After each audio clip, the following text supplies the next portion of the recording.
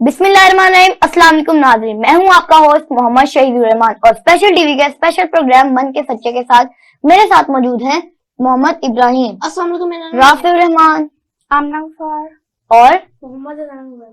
तो आज हम जिस टॉपिक पे बात करने जा रहे हैं वो है इम्पोर्टेंस ऑफ टीम वर्क। तो इसके बारे में हम शुरुआत करेंगे राफे भाई से। तो गाइस नाजरीन, इम्पोर्टेंस ऑफ टीम वर्क हमारी जिंदगी में बहुत इंपॉर्टेंट टॉपिक है। जैसा कि हमें जो भी काम करना है हम ग्रुप पे करें तो उसमें टीम वर्क होना चाहिए।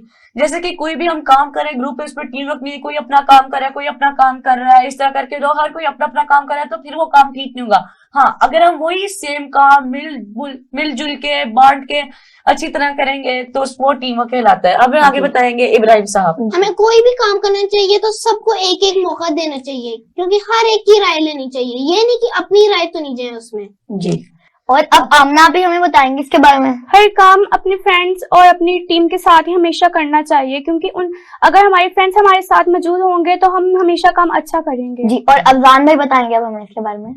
अजान ने टीम वर्क के बारे में हमें कुछ बताएं। टीम वर्क से हमारा काम करना चाहिए। अगर हम टीम वर्क नहीं करेंगे तो हमारा काम गलत भी हो सकता है। टीम वर्क से हमारे सारे काम सही हो जाते हैं और हमारे दोस्तों के साथ करते हैं। Thank you.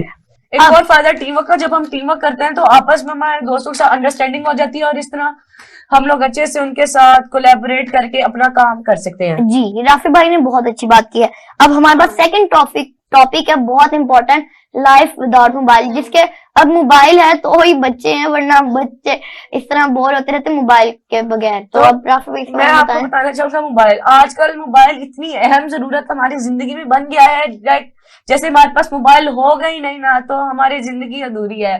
पिछले दिनों एक बार लाइट चली गई थी, हमारा नेटवर्क ही नहीं आ रहा था और मोबाइल की चार्जिंग खत्म हो गई थी। वो दिन इतना मुश्किल गुजरा, मतलब जिंदगी खत्म है। इतना इंपॉर्टेंट है। सोशल मीडिया ने बहुत तरक्की पा ली और सारी चीजें मोबाइल से होती है। हमें जो भी काम करते हैं मोबाइल से करते हैं, इस वजह से it is very important in our life. अब हमें इब्राहिम भाई आप इसके बारे में बताएंगे। तो एक बार ऐसा हुआ था कि हमारी लाइट चली गई थी तो मोबाइल पे नेट नहीं चल रहा था, और मोबाइल के बिना जिंदगी इतनी अधूरी लगती है कि जैसे पुराने जमाने में तो मोबाइल नहीं होता, तो उस टाइम की बात लोग कैसे करते होंगे उस टाइम। आजकल तो पता नहीं क्या हो गया। अब मैं इसके बारे में बताना चाहूंगा कि अगर हमारे पास एक सेकंड के भी मोबाइल ना हो तो मतलब इस तरह जिंदगी अधूरी, मतलब जिंदगी खत्म होगी बिल्कुल। लेकिन हमें कुछ इस बारे में सोचना चाहिए, हमें बाहर जाके गेम खेलनी चाहिए, आउटडोर एक्टिविटीज करनी चाहिए और इससे हमारी हेल्थ भी अच्छी होती है। अब हम इसके बारे में आमना भी बताएंगे। मोबाइल हमारी लाइफ का बहुत अहम हिस्सा है। इसके जरिए हम फ्रेंड से बात भी कर सकते हैं और ऑनलाइन क्लासेस भी ले सकते हैं। मोबाइल के बहुत एडवांटेजेस भी हैं, डिसएडवांटेजेस भी हैं, वो हमें अजान भी बताएंगे। मोबाइल के बहुत से डिसएडवांटेजेस हैं, जैसा कि अगर हम मोबाइल ज्यादा देखेंगे तो उसकी रेज हमारी आंखों में जाएंगे और हमारी आंखें भी खराब हो सकती हैं। जी जी। और राफी भी आप एडवांटेजेस आपको मोबाइल के बताऊंगा। लाइक जब हमारे पास मोबाइल है, हमारे पास इंटरनेट है, मोबाइल से मुख्तलिफ प्लेटफॉर्म पे मुख्तलिफ लेक्चर्स ले सकते हैं। लाइक आपको मैथ की क्लास लेनी है, आपको क्वेश्चन समझ नहीं आ रहा, मोबाइल पर जाए सर्च करें, सेम मैथ की क्लास आपको आ जाएगी। आप मुख्तलिफ लेक्चर में मुख्तलिफ स्टाइल में वो ले सकते हैं। इस तरह मोबाइल पर एक बहुत सर्च इंजन है गूगल से आप जो चीज सर्च करेंगे आ जाएगी। हम जिस तरह की भी इंफॉर्मेशन लेना चाहिए मोबाइल से आ सकते हैं। मोबाइल ने हमारी जिंदगी को इतना आसान बना दी। पुराने जमाने में ये सब नहीं होता था, लेकिन आजकल के जमाने में मोबाइल ने हमारी जिंदगी को बहुत आसान बना दिया। इब्राहिम भाई आप इसके बारे में और कुछ बताना चाहेंगे? मोबाइल एक ऐसी चीज है जो हम जब खत पहुंचाने थे उसमें महीनों लग जाते थे, पर मोबाइल से 1 मिनट में आप टाइप करें जितना आपको करना है और फिर वो 1 मिनट में 1 by 1 सेकंड उधर पहुंच जाएगा, दुबई टू पाकिस्तान, किसी भी मुल्क। इब्राहिम आपने ये बहुत अच्छी बात की। अब हमारे पास नेक्स्ट टॉपिक है how can we decrease the pollution in our environment. तो मैं आप शुरू करता हूं, राफी भाई बताएंगे हमें। क्योंकि जो पॉल्यूशन है वो इस टाइम 3 टाइप्स का पॉल्यूशन है: soil pollution, water pollution, air pollution. Air pollution की पहले बात करते हैं। हमारा है इम्पोर्टेंट वो है एयर पॉल्यूशन, जो कि हम उस पर अभी बात करने वाले हैं एयर पॉल्यूशन के बारे में। जो एयर पॉल्यूशन है, जैसा कि आपको पता है, जब भी सर्दियां आ जाती हैं हम कहते हैं स्मोक बहुत ज्यादा है। और लास्ट टाइम हमें स्मोक की वजह से स्कूल से काफी छुट्टियां भी दी गई थी, फ्राइडे सैटरडे संडे की। क्यों? क्योंकि एयर पॉल्यूशन बहुत ज्यादा, लाहौर का क्वालिटी इंडेक्स में बहुत ज्यादा इजाफा हुआ था। और एयर पोल्यूशन इस तरह होता है कि जैसे हम आग जलाते हैं, हमारी जो इंडस्ट्रीज है, इंडस्ट्रीज का जो धुआं निकलता है वो जाकर हमारी ओजोन लेयर को डैमेज करता है। जैसी ओजोन लेयर डैमेज होती है اس کی جو ایئر ہماری ہوتی ہے ہوا وہ اتنی صاف نہیں ہوتی, اس وجہ سے ایئر پولوشن ہوتی ہے. جب ہم اس کے اندر انہیل ایکزیل مطلب سانس لیتے ہیں ہماری لنگس کو بہت افیکٹ پڑتا ہے, اس سے کافی بیماریاں ہو سکتی ہیں. جی. اب ہمیں اس کے بارے میں بتائیں گی آمنہ آپ. انہوں نے 3 ٹاپک بتایا ہیں, لیکن میں نوائز پولوشن کے بارے میں بتاؤں گی. نوائز پولوشن کے بارے میں, نوائز پولوشن کی وجہ سے لوگوں کے دماغ پر بہت برا اثر پڑتا ہے, اور اس کے شور کی وجہ سے انہیں بہت ساری بیماریاں ہو جاتی ہیں, جیسے کہ ہارن کی آواز, موبائل کا شور, لاؤڈ اسپیکر, ان کی وجہ سے انہیں بہت سی بیماریاں ہو جاتی ہیں. اور جی ہم نیبر جو ہے ہمارے ساتھ رہتے ہیں, اور اگر ہم اسپیکر پہ فل آواز پہ سانگ لگاتے ہیں تو وہ بھی ڈسٹرب ہوتا ہے, تو ہمیں یہ نہیں کرنا چاہیے. اب ہم اس کے بارے میں پوچھیں گے اذان بھائی سے. اذان بھی آپ ہمیں بتائیں واٹر پولوشن کے بارے میں.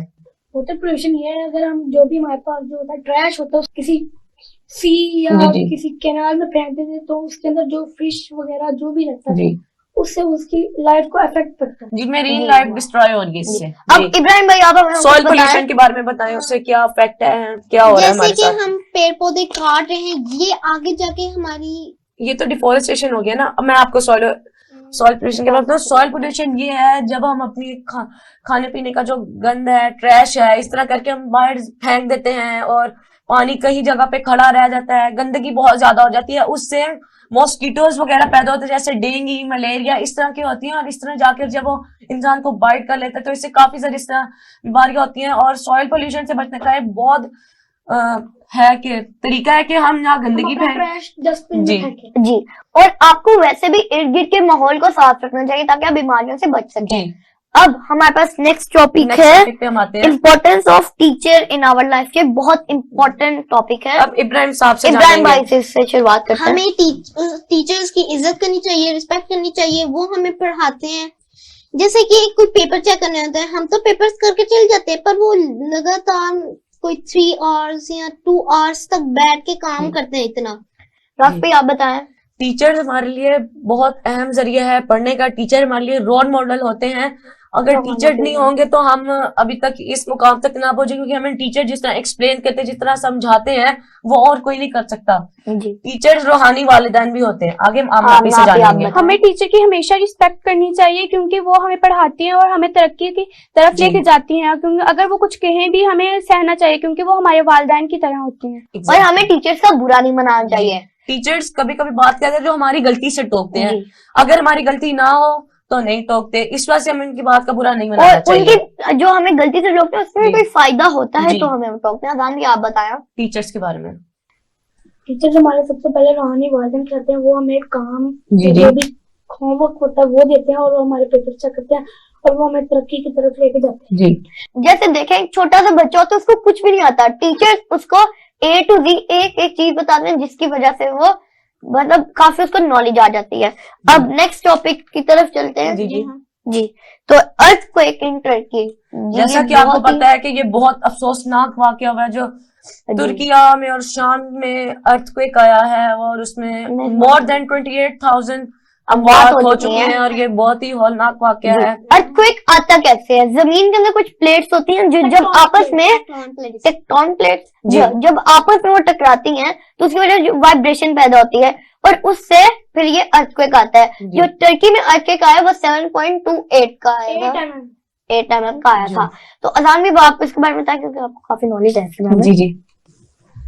ترکی میں جو ارتھ کویک آیا اس سے بہت سا نقصان ہو چکا ہے. بلڈنگز گر چکے, اندر لوگ جو ہیں اس کے ملبے کے نیچے دب چکے ہیں. ابھی بھی ہزاروں لوگ ہیں جو اس ملبے کے نیچے دبے ہوئے ہیں. تو میں آپ کو بتانا چاہوں گا جو ترکی کا ارتھ کویک آیا اس میں بہت زیادہ اموات ہوئی ہیں. اس میں مسلم امہ بہت افسوسناک ہے. مسلم امہ کے لیے جی کافی مسجدیں بھی گر چکی ہیں. جیسے کہ ترکی میں گئے ہیں, اس کے ہر ایک گلی میں نا کافی بلڈنگز ہیں, اور ہر بلڈنگ میں پتہ نہیں کتنے زیادہ لوگ ہیں.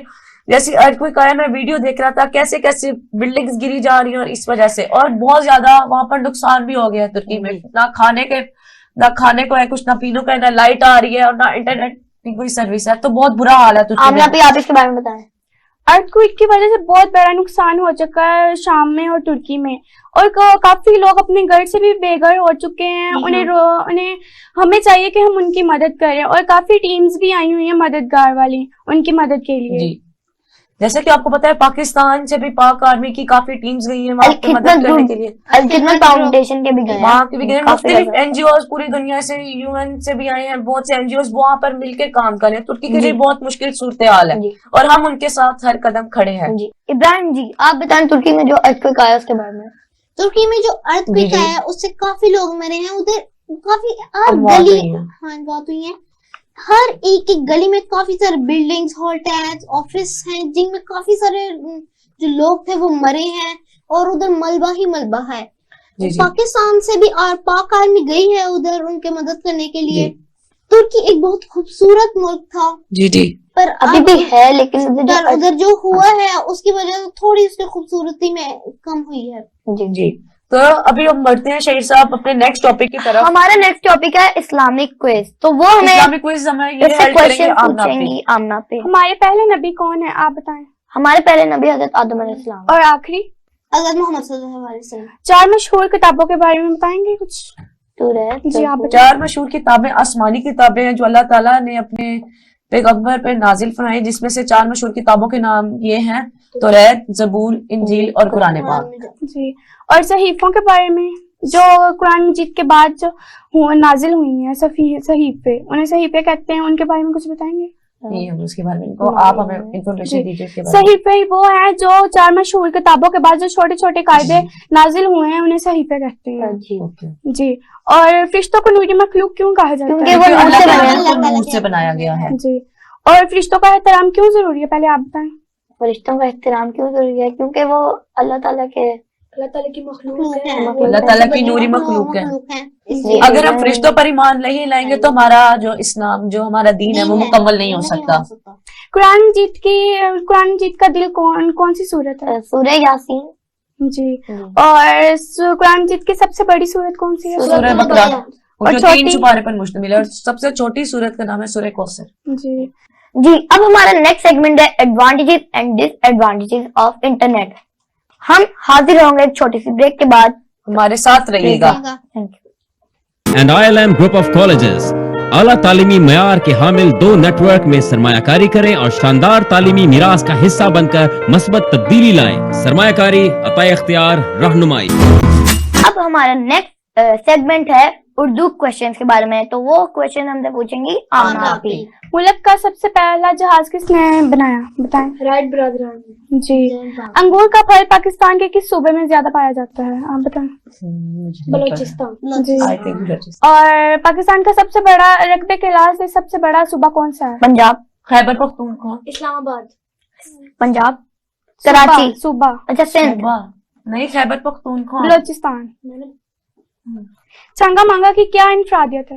کہ وہ مصنوعی جنگل ہے جو انسانوں نے خود بنایا تھا. جی پاکستان کا قومی کھیل کون سا ہے؟ ہاکی. عدلیہ کیا کام کرتی ہے؟ عدلیہ مطلب انصاف کرتی ہے, عدالت. جیسے ادھر کوئی کیس آئے مرڈر کا تو اس کی جو سزا ہے وہ دیتی ہے عدلیہ. اس کام میں پاکستانی پرچم کس نے ڈیزائن کیا؟ امیر الدین کھڑوی. جی اور پاکستان کا قومی لباس کون سا ہے؟ شلوار قمیض. کیا زراعت کی اہمیت کسی زمانے میں کم ہوگی؟ سوری زراعت کی اہمیت, کھانے پینے کی اہمیت نہیں کسی زمانے میں کم ہوتی ہے کیونکہ وہ تو بیسک نیڈ ہے ہماری. تو ناظرین اب ہم ایک اور ٹاپک لے کر آئے ہیں اوٹومن امپائر پہ. تو میں پہلے آپ کو اوٹومن امپائر کے بارے میں آپ سب کو بتانا چاہتا ہوں کہ اوٹومن امپائر کا اردو میں ہم کہتے ہیں سلطنت عثمانیہ, جو عثمان غازی نے بنائی تھی. اور یہ 600 سال تک انہوں نے دنیا کے 3 بڑے اعظموں پر حکومت کی تھی. اس ہسٹری کا سٹارٹ ہوتا ہے سلیمان شاہ سے, جنہوں نے کائی قبیلہ بنایا, اور کائی قبیلے آگے سلیمان شاہ کے بیٹے ارطغرل غازی نے کافی فتوحات کر کے سردار اعلیٰ بنے. پھر کافی ان کی سٹرگل تھی. ان کے بعد ان کا بیٹا عثمان, جس نے آگے سے سلطنت عثمانیہ کی داغ بیل ڈالی, جس کی وجہ سے وہ سلطنت 600 سال تک 3 بڑے اعظموں تک حکومت کی. آج کل ترکی کا ڈرامہ بھی چل رہا تھا کرولوس عثمان, اس کے 4 سیزن ہو چکے ہیں. ارطغرل غازی بھی آپ سب نے دیکھا ہی ہوگا, موسٹ پاپولر ڈرامہ رہا ہے پاکستان کے اندر. اس میں پوری ترکی کی ہسٹری بتائی ہے, کس طرح انہوں نے اسٹرگل کی, کتنی سازشیں تھی اس کے اندر, کہ کس طرح جا کر انہوں نے سلطنت عثمانیہ کو قائم کیا تھا. اور اس کے اندر عثمان غازی کے بیٹے ارحان غازی کا عثمان غازی کے بیٹے ارحان غازی کا. جی اس طرح نسل در نسل چلتی رہی, اور سلطنت عثمانیہ کے آخری سلطان عبدالحمید خان نے بھی بہت کنٹریبیوشن کی تھی ان سب کے لیے، لیکن اینڈ پہ کسی انگریزوں کی سازش نے سلطنت عثمانیہ کو گرا دیا تھا. اوٹومن امپائر جس کو کہا جاتا ہے، کسی اسٹرگل سے عثمان غازی، ارطغرل غازی، سلیمان شاہ اور ریحان غازی نے مل کر ان سب کی کنٹریبیوشن سے ہمیں سلطنت عثمانیہ دیکھنے کو ملی تھی. اگر وہ نہ ہوتی تو پھر مسلمان کہیں سے کہیں پہنچے، کیونکہ مسلمانوں کو بہت زیادہ ڈاؤن فال کا شکار تھا اس ٹائم. منگول ایک طرف سے، دوسری طرف سے بازنطین کے لوگ تھے اور اس طرح کر کے تھا. لیکن سلطنت عثمانیہ کے آخری جو سلطان عبدالحمید خان، اس دور میں بہت زیادہ سازشیں ہوا کرتی سلطنت عثمانیہ کے دور میں. جو سلطنت عثمانیہ کے آخری سلطان تھے، بہت زیادہ سازشیں تھیں اس دور میں، اور جو تھے انگریزوں اور یہودیوں نے سازش کر کے سلطنت کو گرا دیا تھا. اور یہ معاہدہ کیا گیا تھا اس دور میں کہ اگر سلطنت عثمانیہ اگلے 100 سالوں تک نہیں قائم رہے گی، 100 سالوں کے بعد جا کر قائم ہوگی. اور شاید 2023 کا تھا کہ انہوں نے کہا تھا اسی سال میں سلطنت عثمانیہ دوبارہ قائم ہوگی، اور ترکی کی بہت اب لگ رہی ہے کہ دوبارہ قائم ہو سکتی ہے سلطنت عثمانیہ. اب نیکسٹ ٹاپک کی طرف بڑھتے ہیں. جی، اب ہمارا نیکسٹ ٹاپک ہے سچائی کے فوائد اور جھوٹ کے نقصانات. اس کے بارے میں ہم پہلے جانیں گے ابراہیم بھائی سے. تو ہمیں ہمیشہ سچ بولنا چاہیے. ہمارے آخری نبی بھی کہتے تھے کہ 10 گناہ معاف ہو سکتے ہیں ایک سچ سے. جی رافع بھائی. حضرت محمد صلی اللہ علیہ وسلم نے فرمایا تھا کہ ہمیشہ سچ بولنا چاہیے اور جھوٹ نہیں بولنا چاہیے، کیونکہ جھوٹوں پر خدا کی لعنت ہوتی ہے. جی آمنہ آپ. ہمیشہ سچ بولنے سے والدین بھی گناہ کو معاف کر دیتے ہیں. اگر ہم ہمیشہ جھوٹ چھپائیں گے لیکن ہمارا جھوٹ کبھی نہ کبھی پکڑا جائے گا. جی سچ بولنے کے فائدے، سچ بولنے سے ہم جتنا بھی ہمارا جو کام ہوگا وہ ہو جاتا ہے. جھوٹ بولنے سے اینڈ پہ آ کے وہ جھوٹ پکڑا جاتا ہے. جی جھوٹ بولنے کے نقصانات بتائیں ابراہیم بھائی.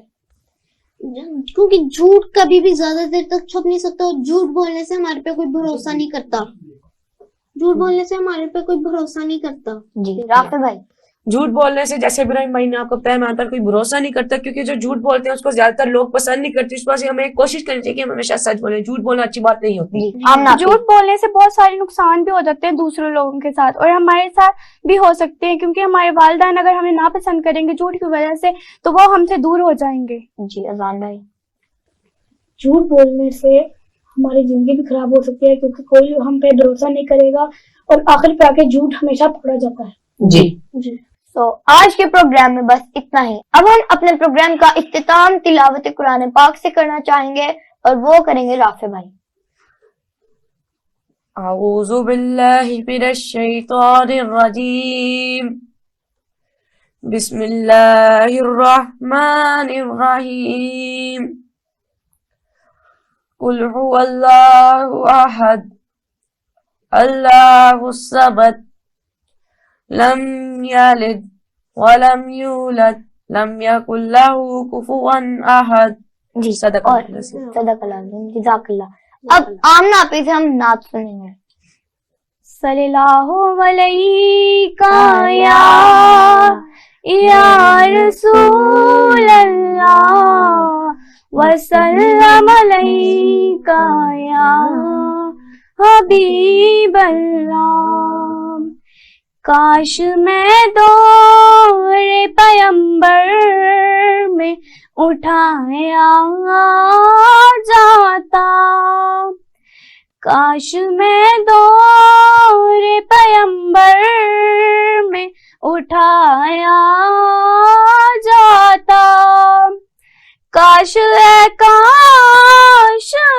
ہوتا کوئی ایسی لکڑی، پھر باخدا قدموں میں سرکار کے پایا جاتا.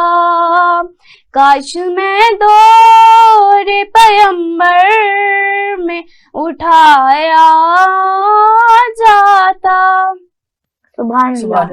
اسپیشل ٹی وی کے پروگرام من کے سچے سے ہمیں اجازت دیجیے. ملتے ہیں آپ کو اگلے پروگرام میں. اللہ حافظ. پاکستان زندہ باد.